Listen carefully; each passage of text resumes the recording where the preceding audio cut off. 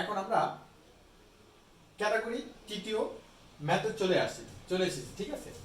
তো দেখো তৃতীয় ম্যাথে কি বলা আছে, আমি বলছি তোমাদের 3 ক্যাটাগরি ম্যাথ করাবো, 3 ক্যাটাগরি ম্যাথের ভিতরে ওই চ্যাপ্টার সব শেষ হয়ে যাবে, ঠিক আছে। জাস্ট এই 3 ক্যাটাগরি ফোকাস দিয়ে তোমাদের করতে হবে। তো দেখো ক্যাটাগরি তৃতীয় ধাপের ম্যাথে কি বলা আছে যে একটি তারের রেজিস্ট্যান্স 6 ওহম, মানে একটা তারের রেজিস্ট্যান্স দেওয়া আছে 6 ওহম। একই পদার্থের অন্য একটি তারের রেজিস্ট্যান্স কত হবে? পদার্থ কিন্তু একই, সেটা যদি তামার হয় ওই তামার একই পদার্থ, মানে দুইটি তারই তামার। অর্থাৎ এখানে এই যে দেখো এটাও একটা মার্কার, একই পদার্থের এটাও একটা মার্কার। অর্থাৎ একটার মান দেয়া আছে, রেজিস্ট্যান্স দেয়া আছে, এখন এই একই পদার্থের এটার মান বের করতে হবে, বুঝতে পারছো? কিন্তু এখানে লেন্থ এবং ক্ষেত্রফলে কিছুটা তারতম্য ঘটবে। তো দেখি কি হয়। এখন দেখো যে একই পদার্থের অন্য একটি তারের রেজিস্ট্যান্স কত হবে যদি এর দৈর্ঘ্য প্রথমটি 3 গুণ এবং প্রস্থের দ্বিগুণ হয়।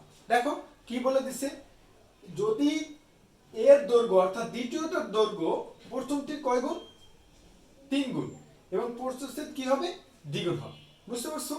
L2 এর মান হবে প্রথমটি মানে L3 ইন্টু L1 এবং প্রস্থের হবে A2 কত হবে 2 ইন্টু A1।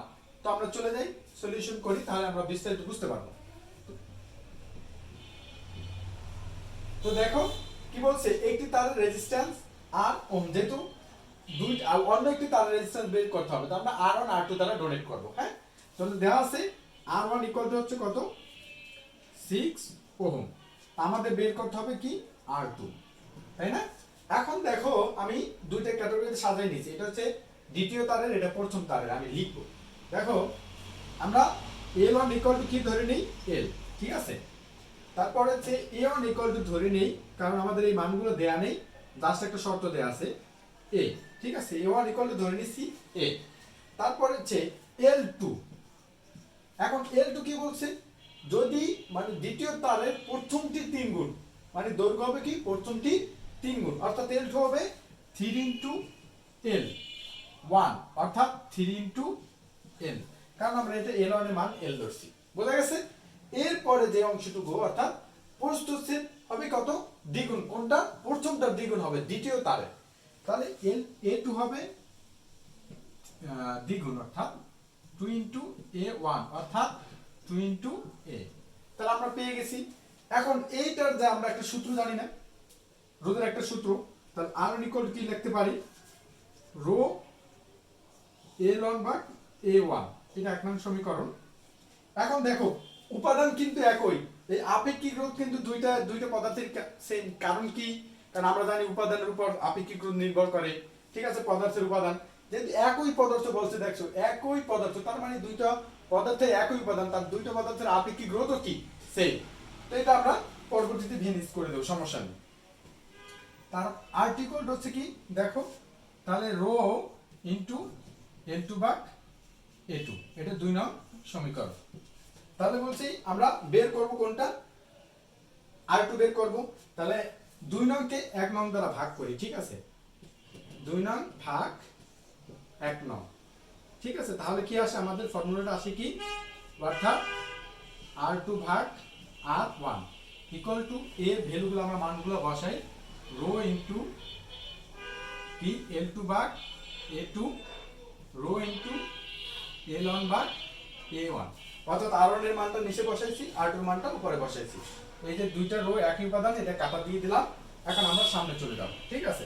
তাহলে দেখো কি হচ্ছে, আমাদের R2 ভাগ R1 ইকুয়াল টু হচ্ছে আমাদের L2 ভাগ A, মানে হ্যাঁ L2 ভাগ A2 আর আছে L1 ভাগ A1। এখন আমরা R2 ভাগ R1 এখন আমরা একটু ভেঙে দিই, ঠিক আছে। তাহলে L2 ভাগ A2 ইনটু এটা যেটা ভাগাকার আছে উল্টিয়ে দাও, ঠিক আছে। তাহলে A1 ভাগ A1, বোঝা গেছে? তারপরে অংশ কি হবে, R2 ভাগ R1।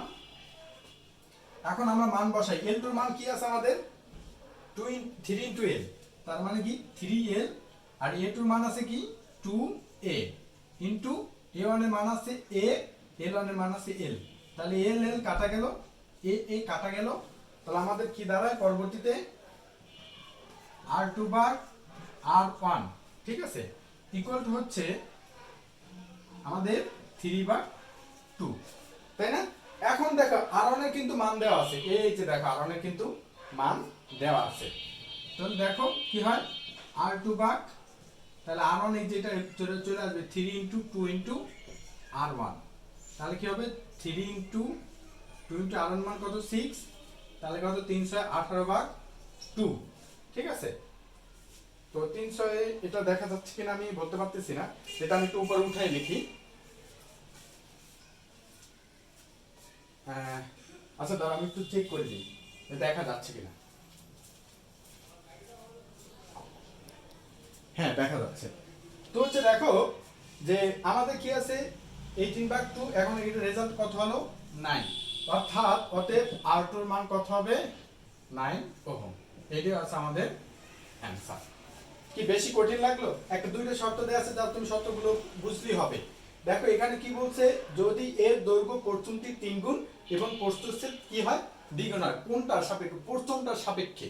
দ্বিতীয় তারের দৈর্ঘ্য কিন্তু পদার্থের উপাদান একই, একটা লেন্থ বেশি, এটা ক্ষেত্রফল বেশি, প্রথমটার সাপেক্ষে, জাস্ট এটাই বলছে, ঠিক আছে। দেখো প্রথমটি তারের আমার কোনো ক্ষেত্রফল কিছু দেওয়া আছে, আমরা জাস্ট ধরে নিছি a1 = l, a1 = a, এটা ধরে নিতে হবে। তারপর শর্ত যাচ্ছে, তারপর আমরা দ্বিতীয়টা যখন যাই তখন আমরা শর্তটা দিকে ফোকাস দিছি যে L2 কি বলছে, L2 এর দৈর্ঘ্য হবে প্রথমটা 3 গুণ, অর্থাৎ 3 × L1, L1 আমরা ধরছি L, এই যে দেখছি 3 × L, ঠিক আছে।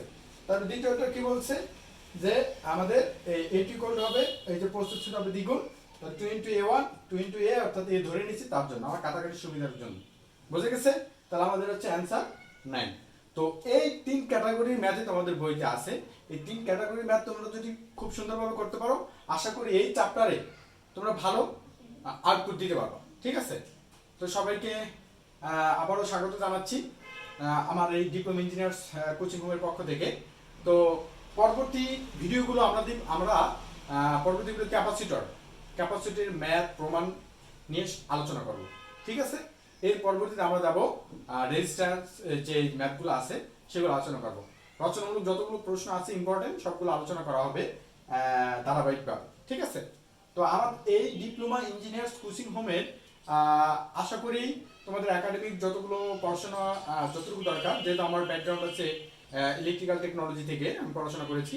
তো ইলেকট্রিক্যাল টেকনোলজি আমার ইলেকট্রিক্যাল সাবজেক্টের ভিতরে রয়েছে বেসিক ইলেকট্রিসিটি, বেসিক ইলেকট্রনিক্স। এছাড়াও আমি যে নন ডিপার্টমেন্ট যে সাবজেক্টগুলো পড়াবো আমাদের সেগুলো হচ্ছে ম্যাথমেটিক্স 1, ম্যাথমেটিক্স 2, ম্যাথমেটিক্স 3, এগুলো আমি পড়াবো। এবং হচ্ছে তোমাদের যে ইলেকট্রিক্যাল সাবজেক্টের যে কোর্স সাবজেক্টগুলো আছে সেগুলো আমি আলোচনা করব, এবং পাশাপাশি জবের কিছু ইম্পর্টেন্ট টপিক নিয়ে আমি আলোচনা করব। তো সবাইকে আবারও আন্তরিক মোবারকবাদ রইল, শুভকামনা রইল সবার জন্য। তো সবাই ভালো থাকবেন, আসসালামু আলাইকুম।